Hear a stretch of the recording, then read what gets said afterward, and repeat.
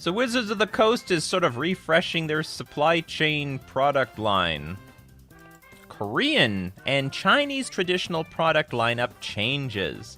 And I think people are really... Well, you know what? I think this is a move that's going to set a precedent for future products going on in the future. This is definitely going to be an experiment, but I think the thing that people are jumping to conclusions to... Well, let's read a little... People are jumping to conclusions about what's happening to the draft boosters. Starting with Kamigawa Neon Dynasty, set boosters will be made available in both Korean and Chinese traditional, replacing the draft boosters in regions that previously received draft boosters in these languages. It's actually very funny how they the word that thing there. I'll explain in a second. English draft boosters may still be available. So they're... Really, what they're doing is, do you know who uses Korean and Chinese traditional? Almost nobody. The Koreans use the Korean language draft boosters. But there are two types of Chinese languages. There's Chinese traditional, which is more complicated, and there's Chinese simplified. China uses Chinese simplified. But you know who uses Chinese traditional? Hong Kong and Taiwan. So they're discontinuing those two because they're probably just grossly unpopular in the grand scheme of things. So this change is part of a rebalancing of our product lineup aimed at addressing player needs and purchasing behavior in regions served by Korean and Chinese traditional language boosters. There's not that big of a player base, and they don't care anymore. I mean, this is simply what it boils down to. You know, it's not worth it to print specifically Chinese traditional or Korean just for the Korean player base. Which is a bit sad. I think Koreans were very... they love Magic back in the Stone Ages of Magic, in the earlier days. They just sort of like... didn't keep up with the game. Our goal is to provide better access to a broad range of cards while still providing limited play experiences for players who want them. So I mean, if you want to play limited, you just play with the English boosters. That's all. You just play with the English boosters. Isn't Japanese the second most desired language for MTG behind English? No. What do you mean by desired? You mean in rarity? It's not. The second most desired is Chinese. Simplified. There's like... I don't know this for sure, but I heard there is on par as many Chinese cards in the world as there are English cards. They just, the Chinese cards just don't make it to to North America very much. Does it stream on YouTube as well? Yes, you can come. Only on Nikachu MTG streams though, the streams channel. Draft play will still be supported in this region, and we will be providing local game stores with options to for play events on pre-release with local language boosters and/or English draft boosters.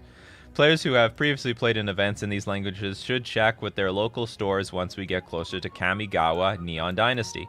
We understand that for many players who are not otherwise affected by this change, it might signal a shift in our approach to draft boosters globally. Well, in a way it does. While shipping and production challenges over the past year certainly affected our ability to deliver an optimized product balance, draft boosters are and will remain an important part of the player experience. So, I mean, I've seen some takes saying like, oh, they're going to get rid of the draft boosters. No, they're just replacing the foreign language cards with just the English language cards. So this does, I shrug this off like, who gives a crap? But you know what? This probably sets the precedent that they're going to eliminate all the other languages. Like anything that's not popular. I think the most popular is like English, Spanish, probably English, Spanish, Chinese, and Japanese. And then all the other ones might get, it starts here. But then they're going to say, okay, now we're going to do that with the Portuguese language and the Brazilian version of Portuguese. And then we're going to do it with French and German and Italian. And then all of a sudden it's basically going to be the mega languages left. It's pretty unique that Wizards prints the cards in like a billion languages and then needs translators, and it's probably like a ton of extra work just to maintain printing the cards in like how many languages is it often in? Like more than 10. But Yeah, that's the way I'm looking at it. So draft booster is going to exist for forever, but you're just going to have to draft in very few languages, or most likely English. And perhaps this is the first of many other languages that are going to get phased out. Because if this is successful and the demand for like English product is still just as high as the old one, well, hopefully you know English, and English is a pretty commonly known language at this point anyway. What do you guys have to say about this? Nikachu, watch out, you might get demonetized if I mention Taiwan. I will not get demonetized if I mention Taiwan. Taiwan, Taiwan, Taiwan, Taiwan. What else do you have to say? I heard about people liking to use Japanese cards. I never heard about people using Chinese cards. Well, they do play Magic in China. And that's a big country. It's a big one. If you didn't hear about China, it's a really big country. It's got a lot of people in it.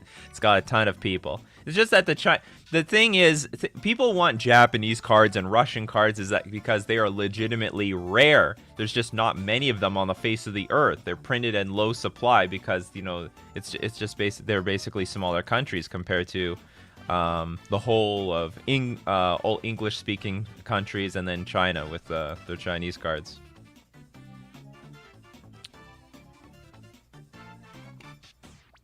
What is this? Are showing of bones still illegal in China? I actually don't know. I heard that, but I couldn't get anyone to confirm that. I remember in the past hearing about how Blizzard had to change undead and Wizards had to change zombies for the art not to not show bones. I don't think that's a thing anymore. That might have been a thing a long time ago. It's not really a thing. Hopefully they don't phase out Phyrexian language cards. We might have Phyrexian language boosters somewhere. Someday.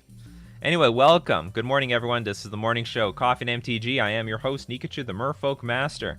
And what a wonderful morning it is. But it gets even more wonderful with sponsors. Sponsors like FusionGamingOnline.com. They have a giant Xmas sale.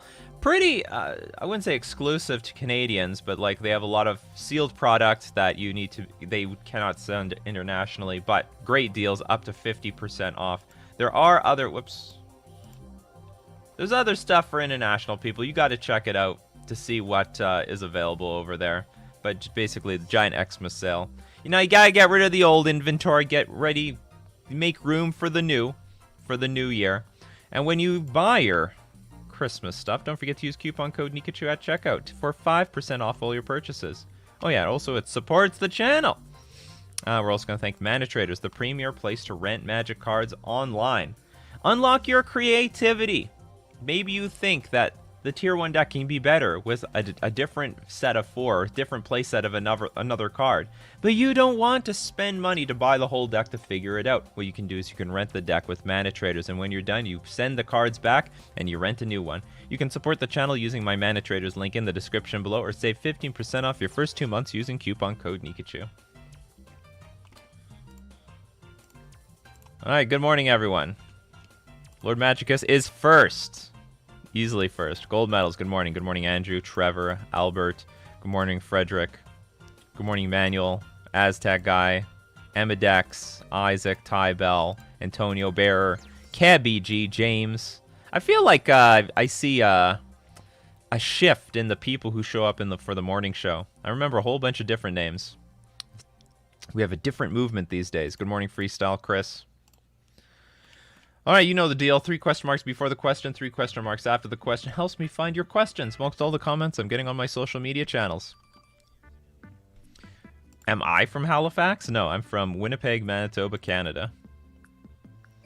Wait, what do we got here? Would be baffling if Wizards cut Japanese support before Kamigawa is out. No, they're definitely not going to do that. I think the Japanese product is popular enough, like just internationally, that they'll keep the Japanese cards going. Like, let's see, hold on. What languages were Modern Horizons product info? Like, what languages were Modern Horizons available in?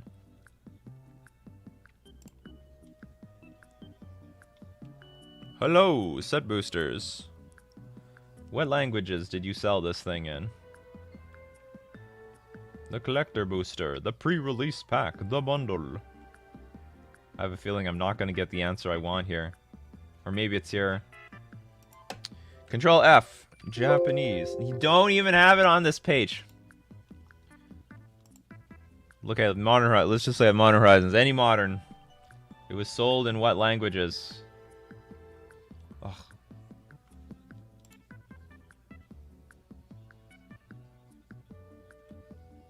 Set details. Again, let's just Control F this. I can't find the word Japanese on here. How about English? Dlun, dlun.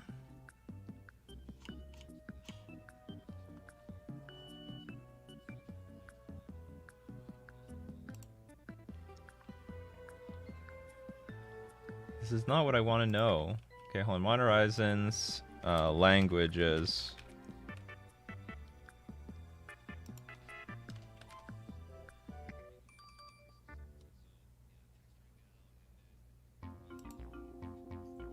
Is this it?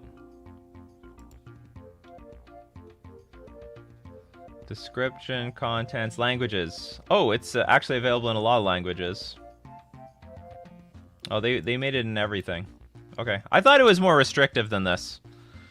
So they had basically everything. English, German, French, Italian, Spanish, Russian, Korean, Japanese, Chinese traditional, simplified, and Portuguese.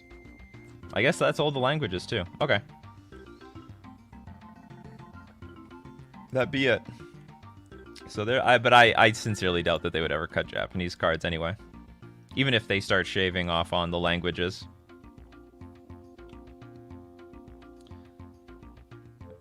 Can I get a Winnie the Pooh secret lair in Chinese? Maybe only in Chinese traditional. Personally, I have seen that the Russian cards are slightly thicker. That may be another reason for its value. No, definitely not. I don't think they're slightly. I haven't handled them. I don't know what printer uses them, but maybe that's just a European thing. Keep in mind, there are 3 printers around the world. There's one in Japan, there's one in Belgium, and then there's one somewhere in the United States. So it's possible that if the Russian cards are thicker, then all the European cards are thicker. Hot Cold Man. Why doesn't Soul Sisters run Luris? They wouldn't even have to change the deck much. I have a different question for you, Hot Cold Man. Where are you seeing a Soul Sisters deck? And I think Soul Sisters traditionally played with cards that were more expensive than 1 mana and 2 mana anyway. Like Ranger Captain of Eos. I think they might have to bend their strategy in order to make this work. I think I've also seen, I want to say I've seen Archangel of Thune in the deck as well, as a way of like gaining life and buffing the team and winning in some variations. Like, so anyway, Soul Sisters does play with cards, with permanents that are more than 3 mana, at least in a lot of builds. So try to bend the strategy just for Luris might be difficult. I figured Japanese was popular because a lot of people like anime and enjoy Japanese games like Yu-Gi-Oh! Or Pokemon growing up. I don't know. No, the Japanese is popular, but that doesn't mean like all the other languages are popular. It doesn't mean like it doesn't mean Italian is all of a sudden popular. You get any snow this morning? We got quite a bit this morning here in Nova Scotia. We do have snow over on the middle of Canada here. I don't know if it's a lot. It's like something. Japan also has quite the TCG market, by the way. They have easily a dozen or so popular TCG making big bucks. They love their TCGs. I don't know how this can be anything but deprioritizing of draft. They already have to print cards for that language in set boosters, and the same number for draft just in English. Doesn't make sense except money. I think it does make sense to some extent. Like, why do they go out of their way? Like, if you try to print a whole set, and they might start doing away. This might be the beginning of them doing away set boosters in that language as well. I could totally see Wizards of the Coast start cutting the languages, and then they're just sticking with the most popular: Spanish, English, Chinese, and Japanese. Maybe Russian. Oh, did they print? Yeah, the Modern Horizons was in Russian.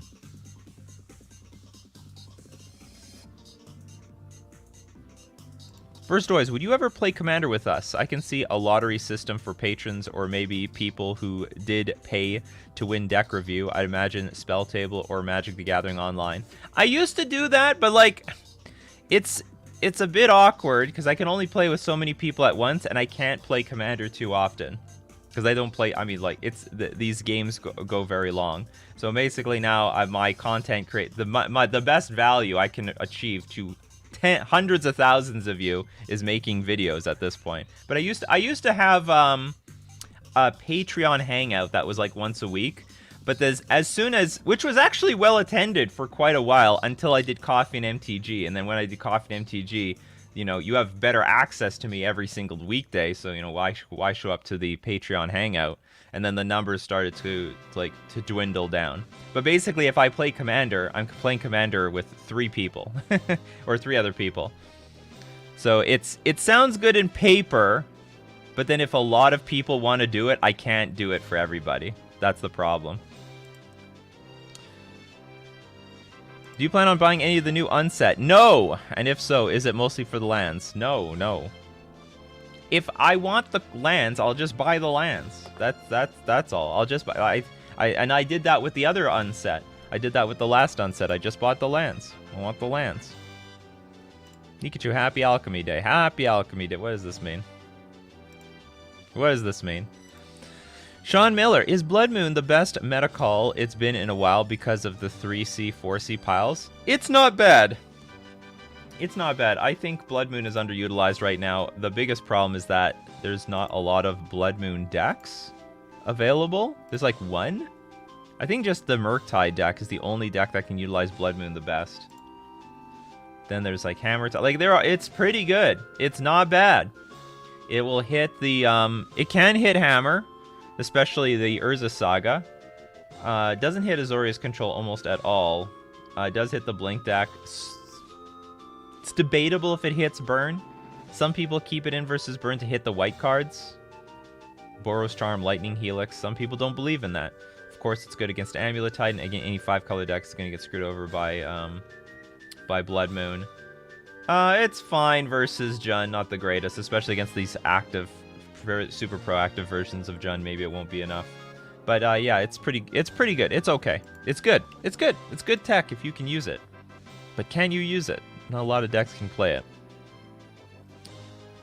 Do you think Wizards made the banned gauntlet to test what cards could be unbanned? No, because they didn't put anything to the test. If they really wanted to figure out what they could unban, then they would put the banned cards in sets of today, or sorry, decks of today. That's the way to test it. But they didn't do that. It was just basically banned decks of their time period playing against other banned decks of their time period. So it's just for fun. It's just for fun. They didn't learn anything. No Canadian language. How do you feel about that? Feel the same way about Canadian food and Canadian anything else. It doesn't exist. Antonio, playing the new Saheeli Reanimator deck and having a blast, but I don't have the red-black fetch or the blue-black fetch. It only plays 2 of each. Can it run without fetches? Yes. I think any and every single deck. I mean, unless you need the fetch line for Fatal Push, any mana base will do, more or less. You can, so long as you, I mean, I don't know about any mana base will do, but there's a lot of alternatives that you have available, like Dark Slick Shores and Blackleaf Cliffs, although those might be expensive as well. But you can live without the fetch lands. You don't need them. Oh, Cold Man, I am the last Soul Sisters player. Gotta bring Soul Sisters back up. Bear is using Luris in the Soul Sisters, and it's going great. Oh, yeah, that's good stuff. Austria has snow. No snow in Seattle. We've got snow all over the world. Frederick, will you play my new Elves brew for Christmas like last year with Warrior Elves? I'm playing with Grist and Elvish Champion now. No, because I want to play my own elf deck. I'm going to play my own elf deck. Thanks for the offer, but I want to try out my Vile Elves again. Well, I don't know, maybe it won't be Vile Elves. I'll figure it out. But I think it's going to have... Because the Vile's not as good as it used to be. But then again, there's no flash creatures in Elves. I see the stats of G-Tron on Goldfish and top 8, but what are your thoughts of its place in the current meta? It's a playable deck. That's where I put it. It's not a dominant deck. It's not the one of the strongest decks in the format, but it's a deck. It's hanging in there. It's still surviving. Still got some tricks up its sleeve. Can't forget about Tron. Quite a few Eastern Canadians in here. Yeah, that's true. I didn't know. I had no idea.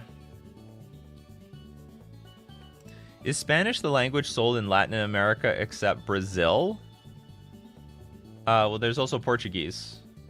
But yeah, Brazil uses... where is Portugal?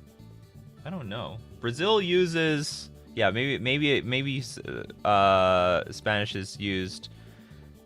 Yeah, I think Spanish is the language sold in Latin America, except Brazil, because Brazil uses the Portuguese one. I think that's the case. I mean, if anyone knows any other additional information, I'm not from South America.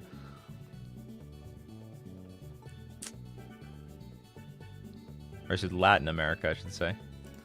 Solution: Nikachu, just make your commander Phage the untouchable like me. See if you can win that way. I don't know. I can't remember what Phage does. Okay, sending up a Phage signal. Can anyone who knows how to work on a snowblower carb and is willing to coach me up, please at me? What is going on here? All right, well, if you can help him with a snowblower carb, whatever that is. If Gataxian Probe was unbanned, would you play it? I probably would. I would probably play Gataxian Probe in today's metagame. I would play 4 Probe in my Merfolk deck. I experimented with Peak a little while back, like 2 years ago, and it was great. It was so good. Maybe it's good now. It's hard to justify with these stupid fast decks to be wasting time just peeking at my opponent's hand. But I probably would play Gataxian Probe. Knowing what's in my opponent's hand it made such a big difference. Such a big difference. So many matchups. Just Gataxian Probe your opponent and you're like, oh, you have like no Supreme Verdict. I can just empty my hand and kill you next turn. Force you to top deck that Verdict or you die.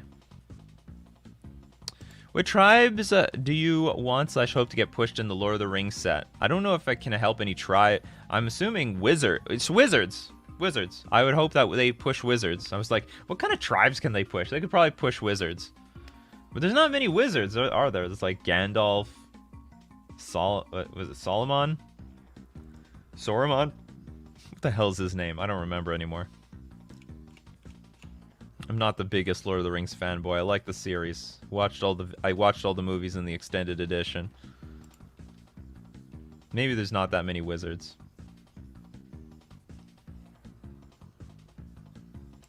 Played Blood Moon in Temur Footfalls and locked opponent's Grixis Luris with Clothis. That's hilarious. And yeah, Temur Footfalls does play Blood Moon. They, at least the non-Yorian version. Had trouble with Cascade Rhinos running Ponza. Is Chalice on 0 my only choice to use against them? That and Engineered Explosives or Ratchet Bomb. So you could play those cards to crack it on 0 when the Rhinos come out. Comrade Kush, a Merfolk question. Why don't you play Kira in the main board anymore? It mostly stops removal and the Fury/Solitude threat. Also thoughts on Force Negation in the main board. So I've moved away from Force Negation in the main board because of... It doesn't hit Solitude or Fury or Omnath or anything like that. Like those are the big problems. So those are some of the biggest problems right now. And then even if you look at the attrition-based decks like Death Shadow... you look at Death Shadow, any Ragavan deck, any Dragon Rage Chandler deck. The Force Negation sort of sucks. I mean, you don't want a 2-for-1 yourself in that matchup. They want you to lose cards. So that's why I've moved away from Force Negation in the main board. You could put Kira in the main deck, and I'm very tempted to right now if we're going to see more of these Death Shadow decks, Luris decks coming up on top. Because I think Kira is a reasonable way to match that... match those threats. But I don't know how I feel about I'm not even high on Force Negation right now. It's just not countering. The best thing it can counter are Planeswalkers, and I don't know if that's enough to have in the main deck.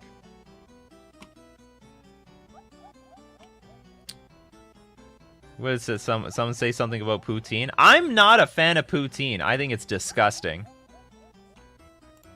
I don't care what anyone says. I prefer just salt and ketchup.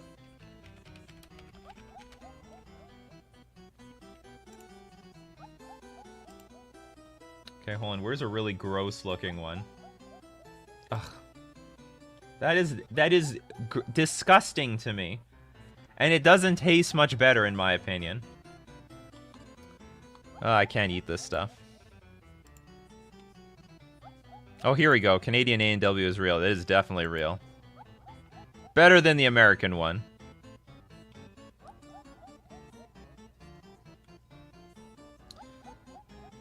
Red green elves with Banefire finisher. No, it should probably be. It might be. I might go Golgari elves. But probably it's gonna be mono green. I could go Golgari though.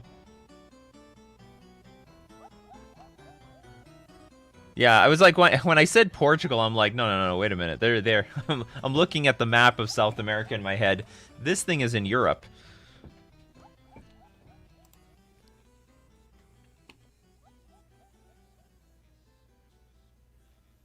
Do you think there's a ceiling for reserved list card prices? No. They're actually... Well, I mean, theoretically, yes. Because there's only so much money in the world. But... So, what it comes down to is how long can Magic stay popular? That's basically it. I'm so curious to know what's going to happen to, like, baseball cards and basketball cards and hockey cards as the moment that, like, people who grew up with those all-stars die. Because it seems like a lot of those, you know, rookie cards are only valuable because they were your hero when you were a kid, but they have no practical value in the real world. Whereas Magic cards have practical value for as long as this game exists. So there may not be a ceiling for reserved list cards. Like, it will just keep going up over time, going up with time, going up with inflation. So long as the game exists. So the game would have to somehow die, and the community around it has to die for, like, the value of the cards to collapse. That's what happens when there's a fixed supply of something.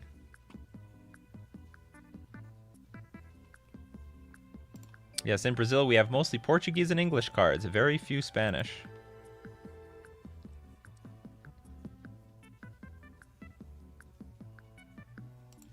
Elves, oh yeah, there's a lot of tribes in the... What am I thinking? There's elves, dwarves, humans. Are there fairies? I don't know the lore deeply. I mean, they'll make a new tribe too, Hobbit or something.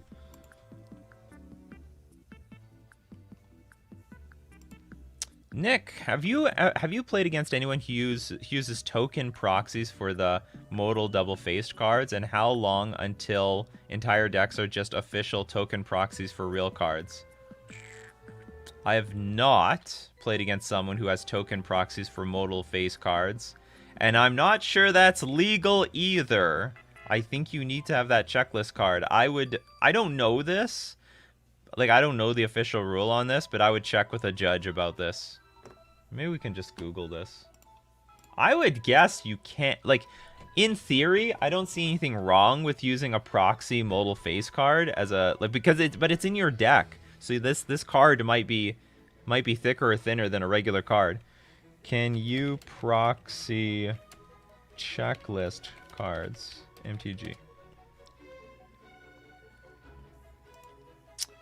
Checklist cards are real cards. You cannot use proxy checklist cards, just like you cannot proxy other cards.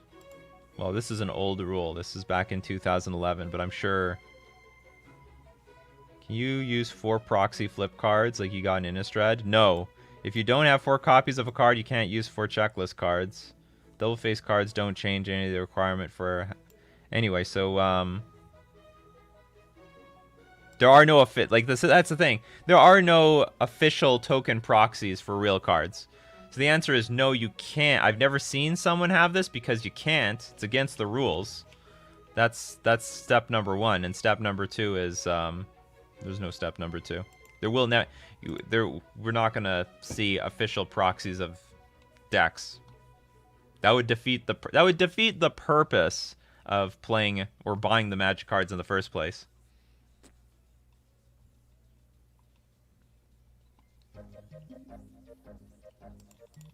I just re-entered Magic the Gathering Online and want to sell all my cards. What is the best way to sell them? Because I want to start with Modern. I just re-entered Magic the Gathering Online and wanted to sell all my cards. You have cards. I don't get you. So you have cards on Magic the Gathering Online? I mean, you can sell it to the bots, but I don't know what is the best. I mean, you could try to sell everything to goat bots if you want. From my history, goat bots give pretty good deal on cards, and also on treasure chests. But the problem is they will not take everything. They will take what they want. So your least desired stuff is just going to end up in your inventory anyway. I wanted to start Modern on Magic the Gathering Online because I want to start Modern. Or are you saying you want to sell all your paper cards? Like you want to get out of online, you want to get into paper. So it doesn't make any sense to me that you want to get back on Magic Online and all your cards are there. I'm assuming you want to play, I'm assuming you have paper Magic cards. I mean, you have to sell it to a store. There's two options. Okay, if let's say your question is you have paper Magic cards and you want to get into Magic the Gathering Online, your two options are this. You sell them you can sell everything immediately to a store. They'll give you a price. You're going to get 50 to 65% of the value of those cards, but they'll give it to you instantly. They'll write you a check, and thank you very much for coming out. If you want to go through the hassle of getting more value, getting like 85-90% of the value of the cards, you have to sell it separately on either a Facebook fan page, like some sort of Facebook page for the community for trading, if that exists in your area, or you got to sell on your local market. So I'm assuming you're in Europe. So I think you're in Europe. You can try to sell them on Magic Card Market, but like then they eat up a bit of a cost as well. Anyway, I don't know. I can't tell exactly what your question was, but I'm hoping I answered the two potential things.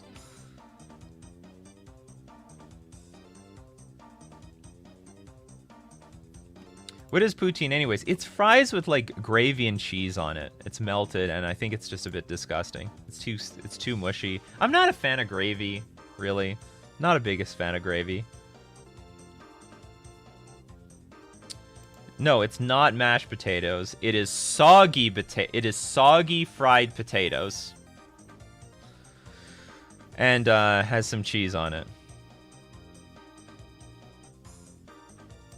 You're playing an elf deck for something? I'm playing elves because I do that every Christmas. Yeah, we're getting there, right? We're getting there.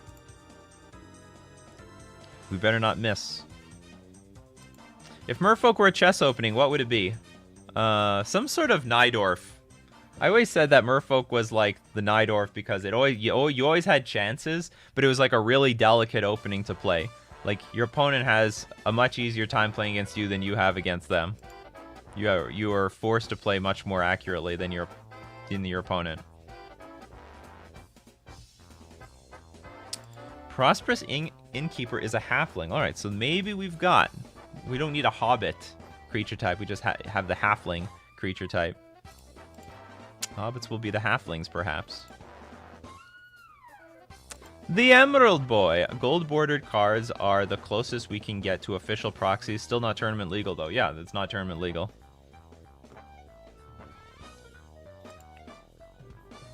Yeah, so we have... I don't know where this thing came... Oh, the proxies. Yeah, you need the original copy of a card. But even that... But the thing is, we know that the checklist card... But I thought the idea was like... There was some world where we have a proxy deck... And we have the real cards off on the side, like the double modal face, so like the double face cards, and but I've never seen anyone have like some sort of checklist type card as a proxy. I've never seen it. It's either the checklist card or it's the card in the deck. I've never seen anything else.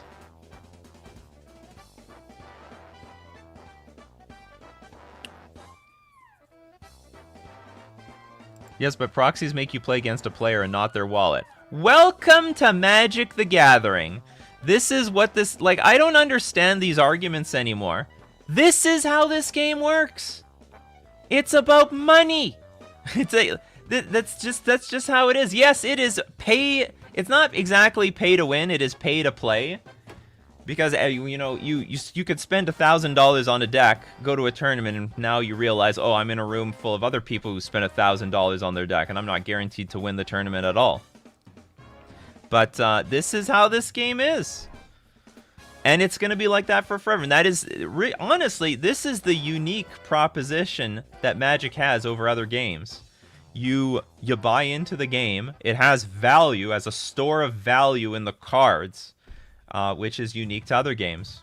You know, in my opinion, it encourages people to get into the game because if you buy the cards, that they're still worth something. Unlike other games where you buy the game, then after you open it up from the box, it's essentially worthless. Whereas a big crash in value.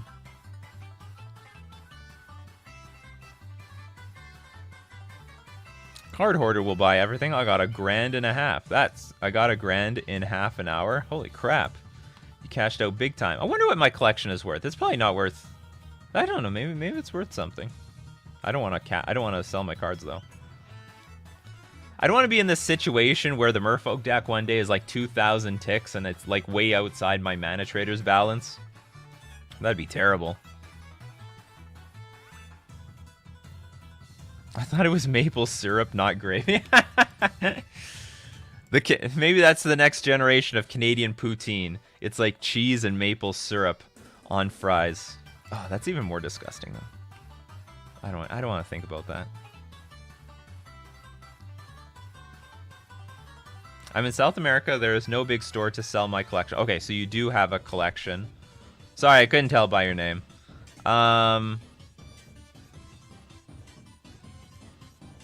You have to sell it online then, or you have to sell it locally to people.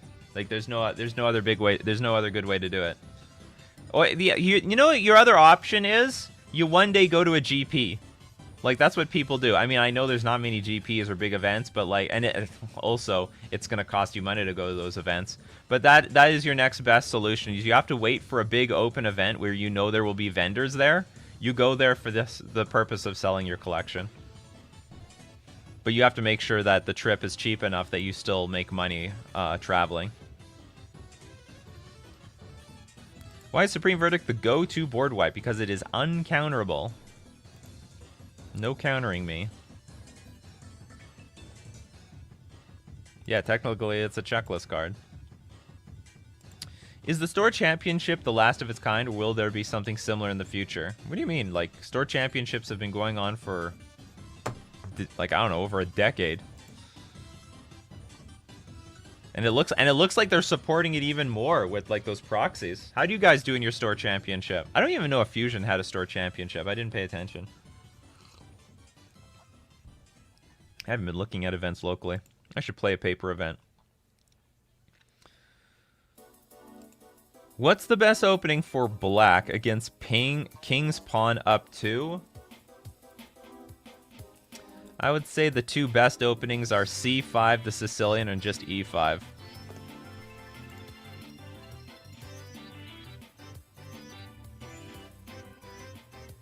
Come to Montreal and we'll try a real poutine. I don't even want to think what a real poutine is.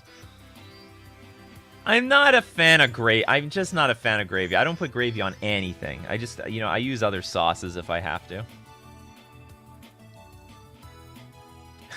Belcher or Oops, all spells probably runs the most checklist cards possible. That is hilarious.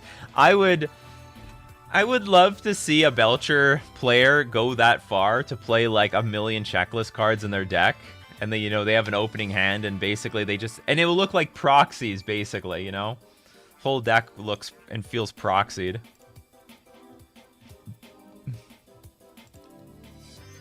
Dwarves get a lot of cards. Do they need a good lord to work or vehicles? No, they need more creatures. Like, there's enough vehicles out there. Vehicles aren't really reliable. You want good creatures. There are good vehicles. They're like Smuggler's Copter. I think, what's it called? Heart of Kirin could see some real play if there were some real creatures behind it, but there aren't. Magic is a luxury and an expensive hobby. Yes, that's what it is. That's our hobby. And it attracts other people with money. It's as simple as that. You don't like it? Play a game that's free. Go play on MTG Arena. Go play another game if you don't like it. That's how this is. And everyone around almost everyone complains because at some point you're priced out of something, you know? $5 a card is expensive to some people. Then $10 a card is expensive to more people. And then $20 a card is expensive to even more people. Then $50 a card. Now $100 a card. I wonder, are we at the end of, like... I'm curious, have we hit the breaking point for people complaining about the reserve list lands, dual lands? Like, Underground Sea is now $1,000. In my opinion, this is now absurd. This is now at the point of, like, people, almost nobody's buying this now. And if it went to 2,000, like, every single time this thing spikes, people complain about the reserve list. Oh, complain about the reserve list. Oh, complain about the reserve list. Oh, complain about the reserve list. I have a theory, though, that when Underground Sea goes from 1,000 to 2,000, almost no one's going to complain because they've already been priced out at 1,000. Like, this is, like, the point of no return. This is the point where people stop complaining about... Like, no one complains about Mox Sapphire spiking anymore.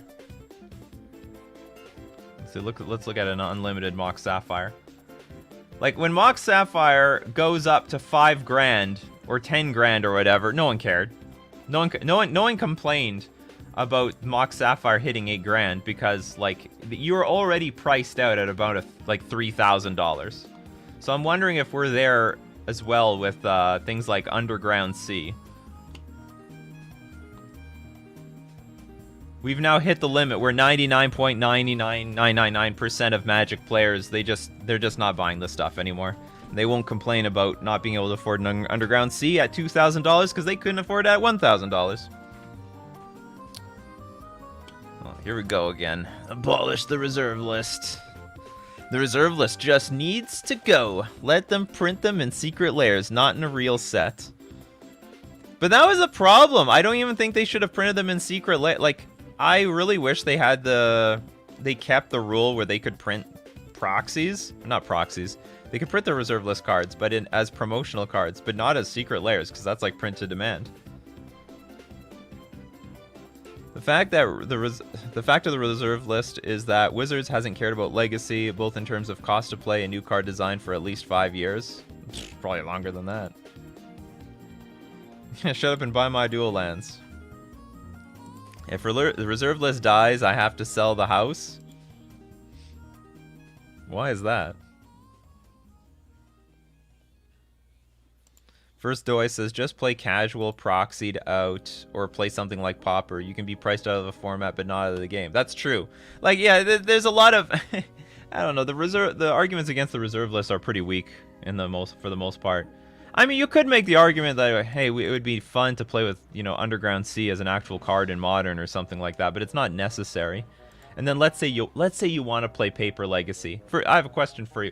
Do you have, like, a Legacy tournament scene at all? And maybe that's because of the reserve list. Maybe there would be a Legacy tournament scene if the reserve list didn't exist in the first place. But, like, people are asking for something today that probably doesn't like, there's no demand for... At a time when there's no demand for it. And if you really want to, yeah, just proxy the cards. Just play for fun. Play casually. Wouldn't MTG be, like, 10 times more popular if it was cheaper to play, though? No! No, actually. I actually disagree with that statement. I think Magic the Gathering and other trading card games are as popular as they are because of the financial component to it. This is the unique proposition Magic has over other games. It doesn't get more popular if it's cheaper. It doesn't. It's a weird thing to say, but I don't think it gets more popular if you make it cheaper. Like, if that were true, Pauper would be the most popular format in Magic, but it's not, is it? It's not at all. So, I mean, it sounds good in theory, but in practice, no, that is not how Magic the Gathering works. It is the price component that actually makes this popular. Magic's an elitist game. It's an elitist game. You got it. You just suck it up and get used to it. You want to play something for free? I don't know. Go play some random online game for free with ads. Something needs to pay its way. Like that's the whole thing about, like, you know, consider what prices do for the most part. Like if it wasn't for prices, we don't have like local game store. Like if the value of the cards were nothing, then the boxes aren't worth enough for like Wizards of the Coast to sell. And if they aren't worth enough for Wizards of the Coast to sell, then the entire economy just falls apart. Like local game stores don't exist because they can't make enough money off of the product and they can't make enough money off of the secondary market. So you don't have any space to play. And then you think about all the sites for all the sites that give you articles and videos, and consider, you know, people like me as a content creator. You know, if there's no money moving through the system, then there is no system, period. There's no community at all. So reserve list is a bit of a different issue because this is like some like Wizards doesn't even make money off of the reserve list. The reserve list issue makes me think about the Simply Red song, "Money's Too Tight to Mention." I don't know. I can't relate. The game is arbitrarily watered down with the reserve list because every new card is a restrictive version of something on the reserve list. Suspend Modern Horizons 2 cards aside of the offshoot cards. Well, technically they can make better cards, and they did a few times. I used to think this as well, but they have on a few occasions actually made superior cards to cards on the reserve list. They just cannot make identical cards, and it's unlikely that they'll make like better dual lands. Because those lands are too good.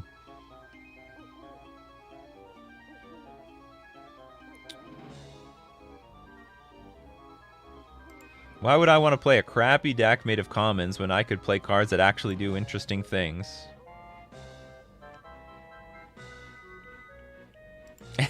I don't agree in getting rid of the reserve list, but I would like to see Wizards of the Coast taking control of the price of the old cards instead of letting the market to decide the price. They make the price, but you can't. That's the point of a free market.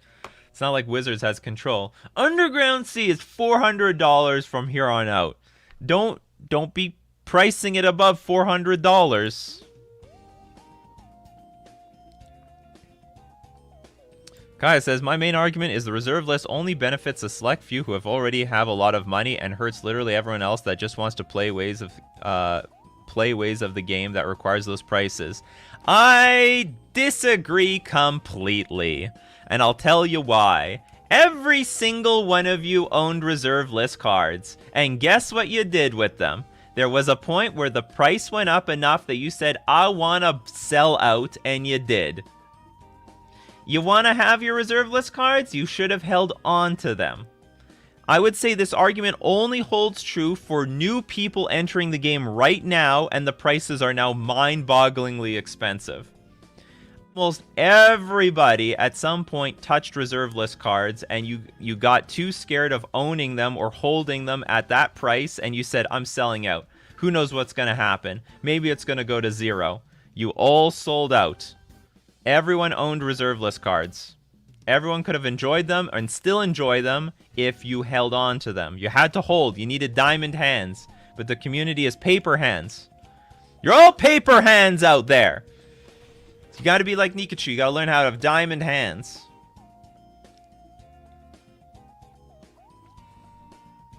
"10 years ago, the prices weren't that crazy." No, they weren't. Well, they weren't. They sort of were. Like, they were crazy compared to other cards. You never owned any reserve list cards? Well, that sucks. I would say a lot of people owned reserve list cards. A lot of people did. And then at some point, especially the legacy players, they're like, my deck is like $1,500. You know what? I don't play much legacy anymore. I'm selling it. And then they couldn't get back into it anymore. I bought me into reserve list before the lower tier cards exploded. But did you hold on to them? I have never owned a reserve list. None? Well, you know, if you still want to, there are plenty of reserve list cards to get. They're not all of them are super expensive. But if you're talking about the dual lands, the most popular reserve list cards. Well, here's a question. I mean, here's what bugs me about some of these things. Like, you're like, well, I'm not going to spend $1,000 if only it was $150. Okay, well, there's plenty of reserve list cards for $50 right now, and they're good. And you know what? One day they're going to be $500, but are you going to buy it for $50 today? No, you're probably not going to buy it for $50 today. So if you don't buy it for $50 today, don't complain when it's $500 tomorrow. Like this is my take on it. Here, let's look at, like, there are some great reserve list cards out there that are still within the range of sanity. Look at this one. Mind over matter. This is a incredibly unique card. This is a very, very unique card. They're never, I don't know if they're ever going to print another card like this again, because it's already pretty expensive. Quadruple blue 2 generic. Choose and discard a card, tap or untap target artifact, creature, or land. Today, for $55, you could have yourself a mind over matter. But like 6 years from now, this will be like $500. And of course, yes, you're not going to buy it anymore. But here's your opportunity. Here's your fucking, here's your opportunity right here. This is not insanely priced at the moment. Very unique card for Eternity of Magic. They're not, it's very unlikely that they'll print, I mean, they'll probably try to print something, you know, related to this, similar. Maybe it's going to cost an extra blue or something like that. I don't know. Felipe says, Magic is what it is today because of the reserve list. People forget Magic is also a collectible card game.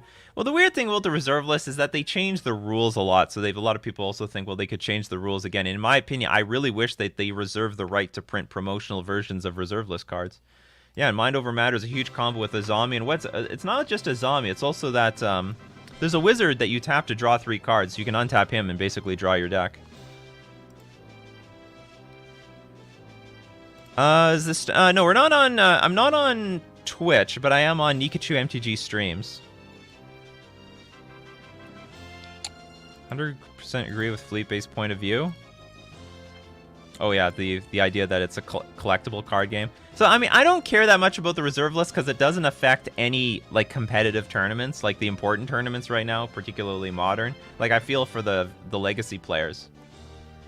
You know, they basically lost their format because of the reserve list, more or less. But, like, we can move on without the reserve list. It doesn't, the reserve list doesn't really affect Magic all that much, while still giving it this collectible aspect, I guess. The problem with the reserve list is that they won't be reprinted in Modern, like Paradigm Shift. I wish to see Paradigm Murph in Modern, but they might print something else that has a similar effect. Like, here's the thing. They can print new cards that will be very similar in nature, you know? Very similar in nature. Rob says, I sold my duels and things like Mox Diamonds and Sword of Fire and Ice, etc. last year because of COVID putting me out of a job. That sucks. That sucks. I heard a lot of those stories. That was a big time for, and they were buying it up, you know, all the card stores were buying up tons of stuff, as much as they could get. Only reserve list card I ever owned was a cheap Plateau. Are you guys sure? Like, there's a lot of other rubbish reserve, you're talking about the good reserve list cards, but there's a bunch of other reserve list cards that went for like $5, no, $10, $15 for years, and only now exploded in price. I mean, look at Mind Over Matter again. Like, this card has been under the radar for, like, basically years. Look, for almost even up until Amonkhet, it was like $15. And then it was still like $15 1 year ago. 1 year ago, this card was so cheap. You want good reserve list cards? Look up the reserve list, every single card that exists there, and think, hey, that's a cool card. I could probably use that in my deck, and then see what the price is. There's still a lot of relatively affordable reserve list cards. Like the dual lands, yeah, you're screwed. You're shit out of luck. You had to sort of get into them, I don't know, like 20 years ago, basically. But the problem with, you know, buying in at 20 years ago is because you never know that Magic is actually going to be sort of eternal at that point. I don't know about this one. They should add cards to the reserve list to help the value of modern printed cards. I don't know about that. I think the reserve list as they are is fine. Just leave it as it is. I bought the Storm Gald Dude for 50 cents. The reserve list hype came and made it $15. And those random cards, I have no idea if, you know, is that you hold on to that or you sell that thing? I don't know. DKMTG, I agree. If they kept adding new things to the reserve list, it would feel more accessible to new players and feel relevant. Oh yeah, I forgot about that argument. Like, it gives new players a chance to buy into what will one day be rare cards.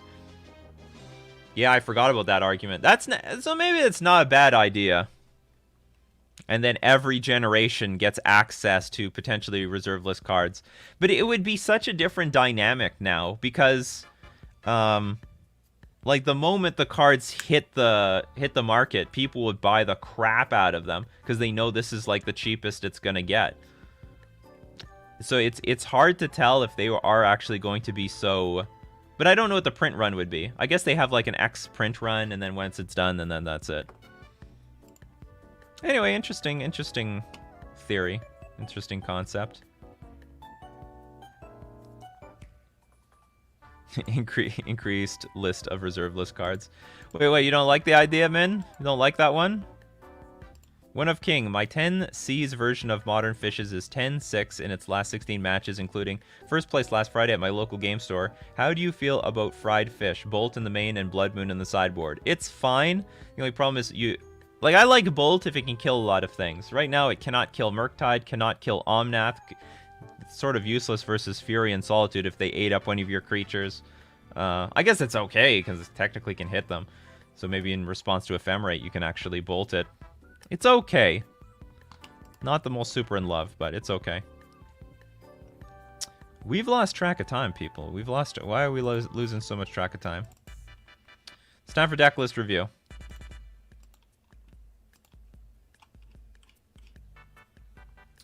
Alright, so if you want your deck list reviewed on this channel, go into my description. There's a link to my Discord. Join the Discord. There's a channel called Decklist Review. Go there, enter the command !review deck, space, give the URL to your deck list, and you'll be eligible at random for Decklist Review. Thoughts on adding some of the fire design cards to the reserve list, especially cards that have seen bans in multiple formats? Lord knows we don't ever need reprints of those busted ass cards. Interesting idea. You get banned, and then you're on the reserve list. And then people buy it up. Like, they buy Tolarian Academy and, I don't know, Yawgmoth's Bargain. La la la la la la da da da da. Random. Vegan Economist. Congratulations, you're the next contestant on Decklist Review.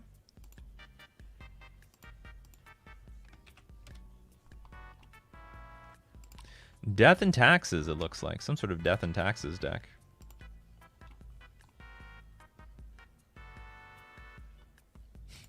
Oko should be added to the reserve list because that's not getting an unban. Very unlikely. Some people put Ragavan on the reserve list, but don't ban it. Just to add some oil to the fire. Okay, what do we got here? This is Death and Taxes and Heliod. Okay, so we have Walking Ballista, Arbor, Esper Sentinel, Giver of Runes, Tithe Taker, Unsettled Mariner. Oh, what is with Unsettled Mariner? Heliod, Spike Feeder, Welcoming Vampire. I like this idea when you said, you know, Death and Taxes and Heliod. So it's like the Heliod combo deck but with Death and Taxes theme, with a Death and Taxes theme to it. Collected Company, Utopia Sprawl. So Esper Sentinel is a very awkward card in this deck because this is ideally not what you're playing on turn 1. Or maybe it is. So you have how many things to do on turn 1? Actually, maybe this is a good one. I thought at first you'd play Arbor Elf, Utopia Sprawl, and something else. Oh, maybe usually it's Giver of Runes. But Esper Sentinel could be one of them. The deck seems all over the place. Well, I would just hope that the Death and Taxes part of this deck is better. I don't like the Unsettled Mariner. If they want to kill your creature, they're going to kill the creature, man. Spike Feeder, Welcoming Vampire. When one or more other creatures with power 2 or less enter the battlefield under your control, draw a card. This ability triggers only once each turn. This is not a taxes card. This doesn't tax anything.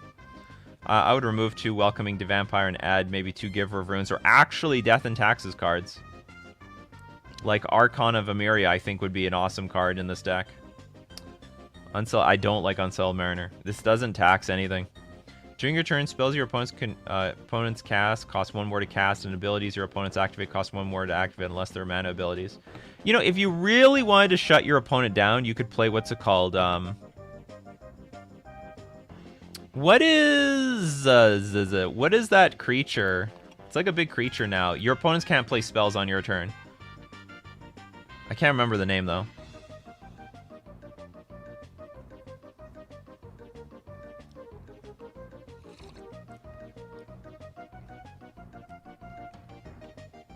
Oh, Thalia's a must. But, like, if you play with Thalia, or at least if you play with, like, Thalia Garden of Thraben, you can't cast...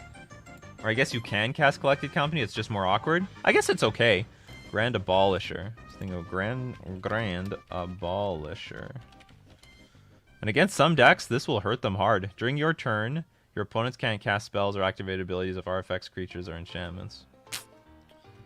But this is only on your turn. And it's also white. It's also a double white card. During your turn, spells your opponents cast cost 1 more to cast, and activate abilities opponents cost 1 more. So this is just better than Tithe Taker, but it's double white, which is a little difficult. I don't know. I don't know about this card. Unsettled. I would rather play Thalia Garden of Thraben. I understand, though, that it would make Collected Company more expensive. Well, we're not going to make this a 3-color deck. We're shaving the 3 colors. Like, screw this. Like, we're just going to... This is definitely going to become a 2-color deck. I really don't... Unsettled Mariner is garbage. And especially in a combo deck like this, you want something much more hardcore protecting your creatures. I mean, I don't know. Like, maybe both of these combined, you know, make an effort. But from my experience, you play Unsettled Mariner... They pay 2 mana for a bolt. It dies. You play Tithe Taker. They play another 2 mana for, I don't know, Fatal Push or something. Or, what's it called? Unholy Heat. And then nothing really happens. Where's Collector Oof? Well, you don't want to play Collector Oof in your Walking Ballista deck. Walking Ballista combo deck. I forget what Redian does. I spelled it wrong.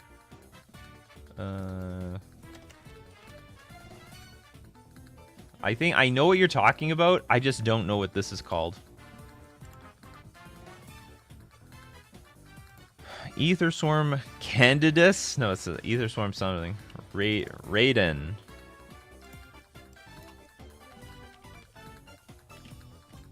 Yanchevik there. God of the Worthy. Flying snow lands your opponent's control enter the battlefield tapped. Non-creature spells your opponent's control opponent's cast with convert mana cost 4 or greater cost 2 more to cast.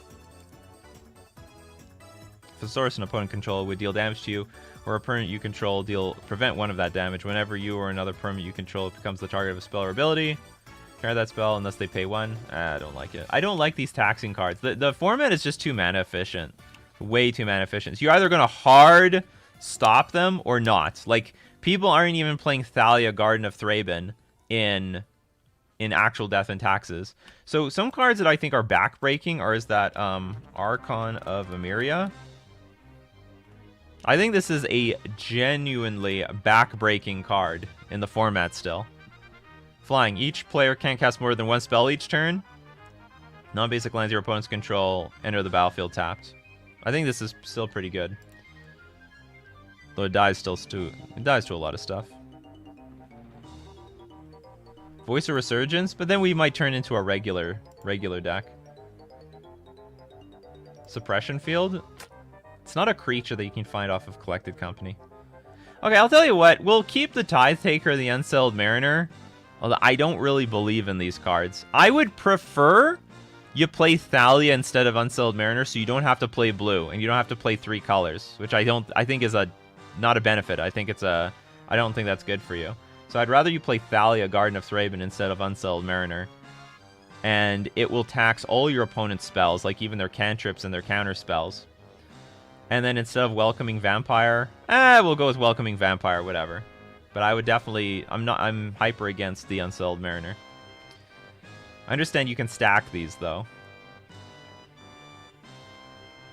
What else do we have here? So yeah, I would just cut the blue. And you just go pure green, white. Like, I just don't think you justify blue enough. And go with 4 Horizon Canopies. And this Lavinia can be replaced by... Wait, isn't there an artifact that does this? Each opponent can cast non-creature spells with converted mana cost greater than the number of lands that player controls. Whenever an opponent casts a spell, if no mana was spent to cast it, counter that spell instead. Oh yeah, the Void Mirror.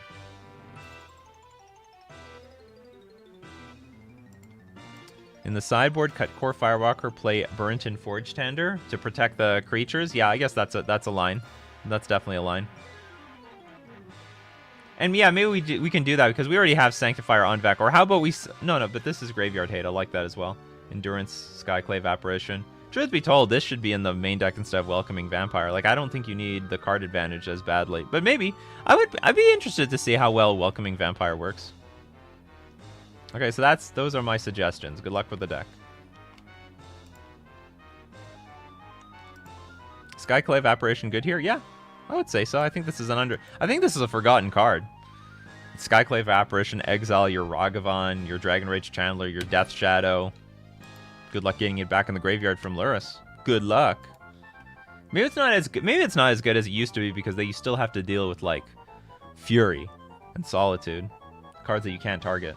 We have some expensive big boys in the format, boys and girls. We got some big, chunky creatures. Mareep King! Congratulations, you're the next contestant on a Decklist review.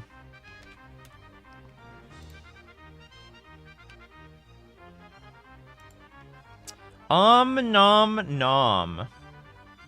Ooh. We have some adventurous Rotting Regisaur attack here. Asmarano, Cauldron Familiar, Rotting Regisaur, Oval Chase, Daredevil, 4 Street Wraith, Bone Shards, Duress. Why? Is this budget? It has to be budget. Deck looks cheap. I forgot, like, was it? Oh, it's mono black, too. This is very impressive. 4 Duress, 2 Collective Brutality, 1 Dead of Winter, 2 Blood Fountain, the Underworld Cookbook, 4 Witch's Oven, 2 Nettle Cyst, 4 Barren Moor, 4 Castle Lothwain, and 12 Snow-Covered Swamps. This is very impressive. Somehow I would think you'd want the 4th Oval Chase Daredevil, though, over, I don't know. I'm not sure what. But maybe you just need the other the other parts of the synergy.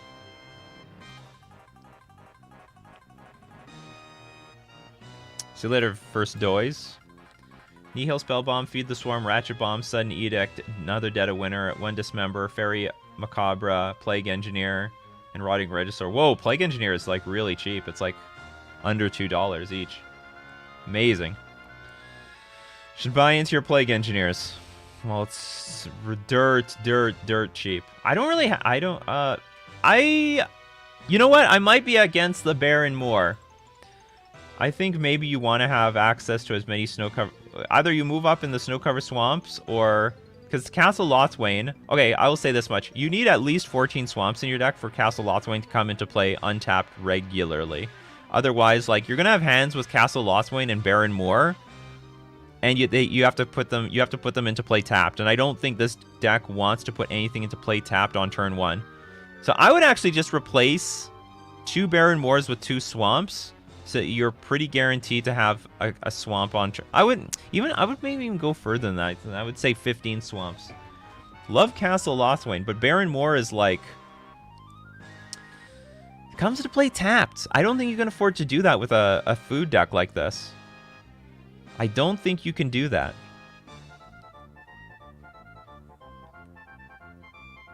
The deck needs a way around Sanctifier on Vec.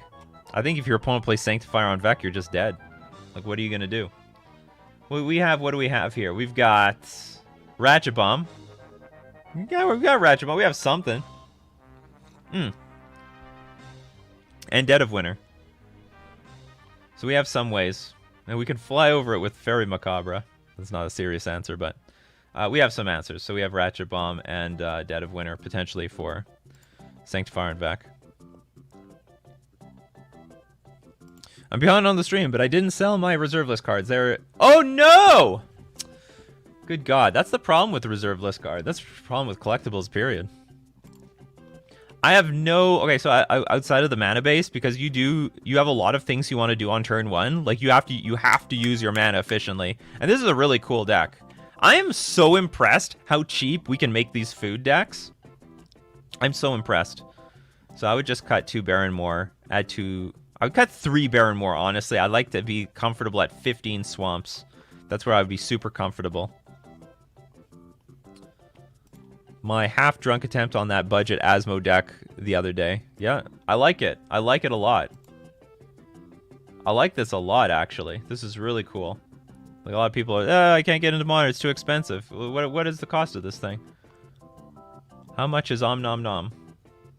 What's the full price? Can't tell. Do I have to press buy deck? I don't want to buy the deck, though. Buy now for $62. They could make, you know, Mareep, they could, Wizards should just steal this idea and just sell it as, like, one of those, like, modern event decks or something like that. It's really, yeah, it's probably even cheaper on Magic the Gathering Online. So that's all I would do. Change the Barrenmore to get, so that your mana is more smooth. I don't know if there's other swamp-like cards. There's the desert that you could sack, but I don't think that's necessary.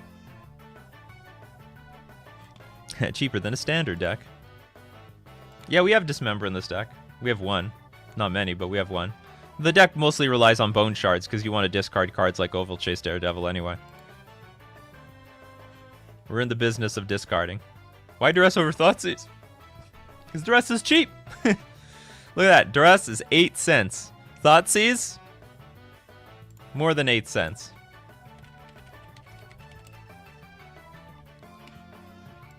Way more than 8 cents. It's not bad, though. Thoughtseize at 11, like 12 bucks. I remember when Thoughtseize was $12 in standard, but like, you know, it was like I think it was a $40 card at one point. I think it was a $40 card at one point. Any Madness cards we could add? I don't think so. I don't even think it's necessary. I think most of the Madness cards suck in Modern. I think the best Madness card is literally that Root Walla. That's about it. Anyway, this is a cool deck. Just replace the Barrenmores. If you want to get into Modern on a very low budget, you love Mono Black, this is probably the way to do it. Alright, that's going to be it for Coffee and MTG. If I didn't get your comments, questions, or deck list, we do this every weekday, 9 o'clock a.m. Central Standard Time. Be there or be square.